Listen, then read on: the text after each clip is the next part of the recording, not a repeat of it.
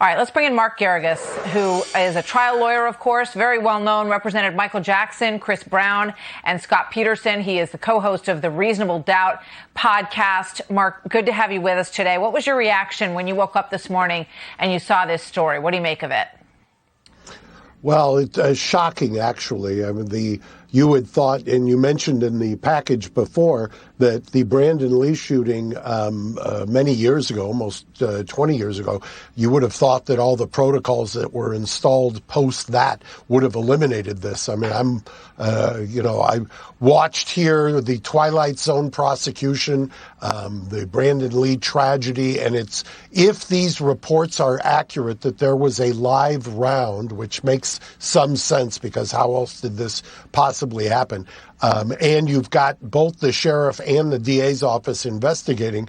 It wouldn't surprise me if somebody's going to be held accountable. And I'm not suggesting necessarily Mr. Baldwin, but there is a chain of events that led up to this, and somebody inevitably may be found culpable here.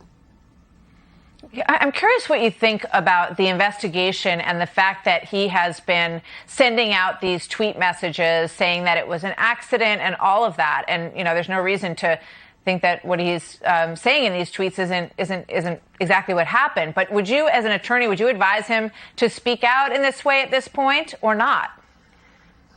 Well, you look at what happened in the Brian Landry situation where they were vilified, at least publicly, for not expressing any remorse and not cooperating, and that ended in a tragedy. Here, look, clearly, unless there's some animus that somebody's going to establish, and there's absolutely nothing to suggest that, it clearly was an accident. However, just because it's an accident doesn't mean that there's no criminal liability. There's a death, so obviously there's a homicide. The question then becomes, if there's no intent and if there was no animus, then the question becomes, is there a manslaughter here? Is there an involuntary manslaughter here?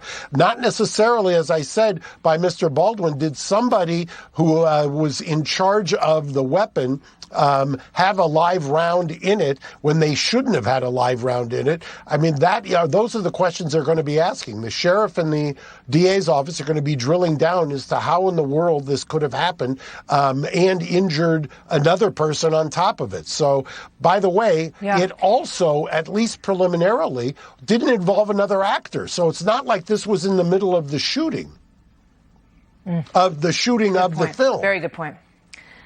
Yeah, very good point. And they're going to have to reconstruct exactly where every single person on that set was standing at the point that this happened. And right now they're asking every one of them, all of these witnesses, to recount exactly what they saw from their vantage point when this happened. So, as I said, this is just such a shocking story. And Helena Hutchins, our heart goes out to her husband and her child, and the career that was ended. That was, just really, she was just gaining so much recognition for her work, and it's a tremendous loss to all of those in her family and obviously in the industry as well who worked with her. Mark, thank you very much. We'll stay on this with your help. Thank you, sir.